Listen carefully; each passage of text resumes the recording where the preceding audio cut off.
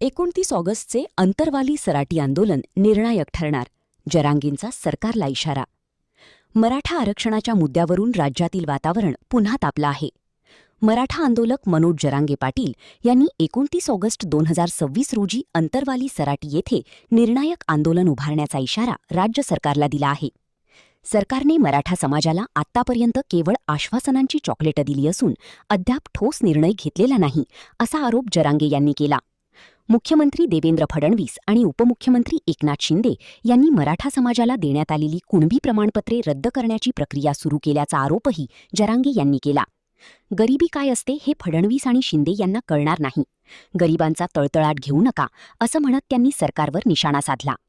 28 ऑगस्टपर्यंत मराठा आरक्षणाच्या मागणीवर ठोस निर्णय घ्यावा, अन्यथा 29 ऑगस्टचं आंदोलन सरकारला झेपणार नाही, असा इशाराही जरांगे पाटील यांनी दिला.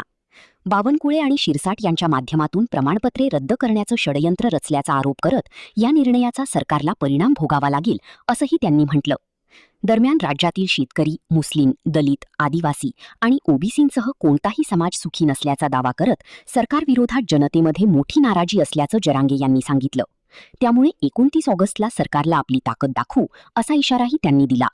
दादा, पुन्हा एकदा 29 ऑगस्टला उपोषणाची घोषणा तुम्ही केलेली, इशारा दिलाय सरकारला, काय सांगा? 3 वर्षापासून मराठा समाज सरकारला वेळ देतोय, परंतु आता जाणून बुजून फडणवीस आणि शिंदे डावळ टाकायला लागलेत आणि मराठ्यांचं वाटोळं करायला लागले.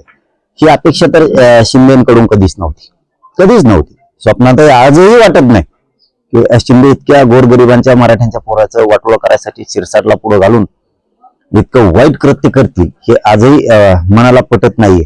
पण त्याला विलाज नाही, आता सत्य आहे ते स्वीकारावंच लागणार आहे आणि आम्ही ते स्वीकारले आता की शिंदेच्या सांगण्यावरून थोडं शिरसाटनं मराठ्यांचे प्रमाणपत्र रद्द केले, फडणवीसच्या सांगण्यावरून बावनकुळ्यांनी रद्द केले.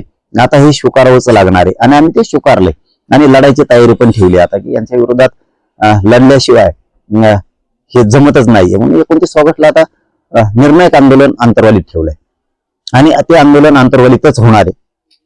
संभ्रम गैरसमज मराठा समाजात असायचं कारण नाही. वेळेप्रसंगी डाव बघू काय टाकायचं. मी आहे ना, मी ठरवतो त्या टायमाला. आपण वेळेवर, तुम्हालाही मराठा समाजाला माहिती आहे, मी वेळेवरती बरोबर डाव टाकतो.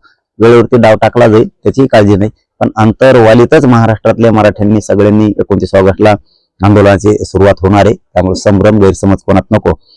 एक मात्र खूप मोठी खंत आहे की देवेंद्र फडणवीस आणि शिंदे या दोघांनी इतकं पाप मराठा समाजाच्या लेकराचं का डोक्यावर घेतलं आम्हाला कळायलाच तयार नाही. इतकं पातक आतापर्यंत कोणीच केलं नसेल एवढं शिंदेनी आणि फडणवीसनी केलंय. इतका तळतळाट गोरगरिबांच्या लेकरावरती, मराठ्यांवरती प्रमाणपत्र रद्द करून, त्यांचं आरक्षण रद्द करून घ्यायलाच नको होतं. कारण हे खूप मोठं पाप आहे. काय असतं, गोरगरिबांचे लेकर शिंदे साहेब, फडणवीस साहेब तुम्हाला दोघांना नाही कळायचं. गोरगरीब इतका कष्ट करतो, एक रुपया जमून उन्हात तान्हात भासतो, वाऱ्या पावसात कष्ट करतो, शेतात एक रुपया जमा करून आपलं पोरग पोरगी नोकरीला लागावं, उच्च शिक्षणात जावा म्हणून रात दिवस गरीब मराठा समाज मरमर करतो. परंतु तुम्ही इतके का कोपलात, इतका का द्वेष तुम्हाला शिंदे आणि फडणवीसला मराठ्यांविषयी आला, तुम्ही इतका मोठा अन्याय मराठा समाजावरती केला. हे पाप तुम्ही घ्यायला नको होतं. तुम्हाला एखादा आशीर्वाद मिळवता नसता आला तर तुम्ही मिळवायला नको होता. तुम्हाला एखादा आशीर्वाद नव्हता मिळवायचा तर तुम्ही मिळवायला नव्हता पाहिजे. पण हे पाप तुमच्या हातातून शिंदेंनी करायला नको होतं, फडणवीसनी करायला नको होतं. हे खूप मोठं पाप तुम्ही केलं. ही तळतळाट इतका बेकार असतो गोरगरिबांचा, तुम्हाला लय तळतळाट लागणार आहे. कारण गोरगरिबांचे लेकरं शिकून मोठे व्हायला लागलेत, नोकऱ्यात जायला लागले. तुम्ही जे प्रमाणपत्र रद्द करायचा घाट घातला, गॅजेट न द्यायचा, 58 लाख नोंदी प्रमाणपत्र रद्द करायचे, ही जी तुम्ही षडयंत्र रचलं ना बावनकुळ्याच्या शिरसाटच्या हातानं, ही तळतळाट लय बेकार आहे. तुम्ही तळतळाट घ्यायला नको होता. तळतळाट ही विषय इतका भयंकर आहे की या गोरगरिबांच्या तळतळाटावर, शापावर, शापशिव्यावर अख्खं जग उद्ध्वस्त झालेलं आहे. तुम्ही दोघांनी खरंच हे पातक करायला नको होतं, पाप करायला नको होतं की मराठ्यांवरती अन्याय करून द्वेष इतका शिंदेत आणि फडणवीस होतं नसायला पाहिजे होता की प्रमाणपत्र रद्द करायचे आणि मराठा समाजाच्या लेकरांचं उभं आयुष्य बर्बाद करून टाकायचं, वाटोळं करायचं. त्यांच्या नरडीचा घोट घ्यायचा अधिकार शिंदेला आणि फडणवीसला कुणीच दिलेला नव्हता. तुम्हाला नोंदी सापडलेला असून हे प्रमाणपत्र रद्द करायची काहीच गरज नव्हती. तरीही तुम्ही दोघांनी मिळून हे शिरसाटच्या आणि बावनकुळ्याच्या माध्यमातून तुम्ही वाटोळं केलं. तुम्हाला इतका तळतळाट लागणार आहे गोरगरिबांचा, तुम्ही लक्षात ठेवा. शिंदे आणि फडणवीस लय तळतळाट लागणार आहे तुम्हाला. कारण शिंदेकडून तर मराठ्यांना कधीच अपेक्षा नव्हती की इतका मोठा अन्याय तुमच्याकडून केला जाईल. तुम्ही भयंकर तळतळाट घ्यालात. त्या पापात कुणीच मरू नये, इतकं पातक करून कुणी मरू नये. परंतु आता तुम्ही माणसं असून सुद्धा तुमची माणुसकी मेली आणि तुम्ही मराठ्यांच्या भावना तुम्ही ओळखल्या नाहीत, तुम्ही आक्रोश ओळखला नाही. पण हेच मराठी येते की तुम्हाला राजवैभव मिळून दिलेले, आज त्याच मराठ्यांच्या लेकरांचा वाटोळ करून तुम्ही गोरगरीब मराठा समाजाचा तळतळाट घ्यायला हे चांगलं केलं नाही. तुम्ही एवढं लक्षात ठेवा, दोघं पण, शिंदे आणि फडणवीस. दादा, जर 28 पर्यंत सरकारनं काही निर्णय घेतले तर काय उपोषण कसं? त्यांनी हेच करायला पाहिजे होतं की शिंदेने आणि फडणवीसनी गोरगरीब लेकराच्या पाठवून तोंडावून हात फिरवण्याची जबाबदारी त्यांची. कारण हे मालक त्यांना केले, त्यांना सत्ता मराठ्यांनी दिली, गोरगरीब या राज्यातल्या जनतेनं दिली.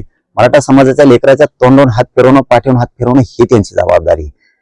त्यांचे हात तोडणं, गोरगरिबांच्या पोरांचं त्यांचं मुंडकं तोडून काढणं, त्यांचं भविष्य मोडून काढणं, त्यांच्यावरती अन्याय करणं ही जबाबदारी फडणवीस शिंदेवर नाहीये. परंतु या दोघांनी ह्या बावनकुळ्याचं आणि शिरसाटचं ऐकून का मराठ्यांचं वाटोळं केलं, इतका का अन्याय केला हे कळायलाच तयार नाही. 29 ऑगस्टला तुम्ही यांना सोडत नाही आता. कारण ही सगळ्या राज्यातच खतखते आता यांच्याविषयी. इथं ना शेतकरी सुखी आहे, ना दलित मुस्लिम सुखी आहे, ना इथं कोणी मायक्रो ओबीसी सुखी आहे, ना इथं बंजारा समाज सुखी आहे, ना इथं धनगर समाज सुखी आहे, ना इथं शेतकऱ्यांचे ना पिकाचे पैसे आलेत, ना मालाला भाव वाढलेत, ना इथं कर्जमाफी झाली नीट, का इथं ना अनुदान मिळालंय, ना कोणाचे पीक विमे मिळालेत, ना इथं नोकऱ्याला असणाऱ्यांचे नीट पगार होते. इथं सगळी कंत्राटी पद्धती आणली. 30,000 पगार असेल तर 15,000 लोक आहेत म्हणजे आमच्याकडे तुम्ही निघून जा. इथं निव्वळ अन्याय चाललाय. ना इथं एसटी ड्रायव्हरला पगार आहे, ना इथं सरकारी दवाखान्यातल्या डॉक्टर नर्सला पगार आहेत, ना इथं आश्रम शाळेतल्या मास्तराला पगार आहेत, ना शाळेतल्या मास्तराला आहेत, ना व्यवसाय करणाऱ्याला नीट करून देतात. इथं काहीच नाही. कोणाच्या शेतातून रस्ता घालायचा असला की दुपारात घालतेत. म्हणजे सगळा दहशत माजवला यांनी इतकी ह्या सत्तेच्या जोरावरती दहशत माजवली ना, त्यांना वाटतं आम्ही म्हणजे आमचं कोणी काही करूच शकत नाही. आता यांना कळत पुढं कसं असतंय.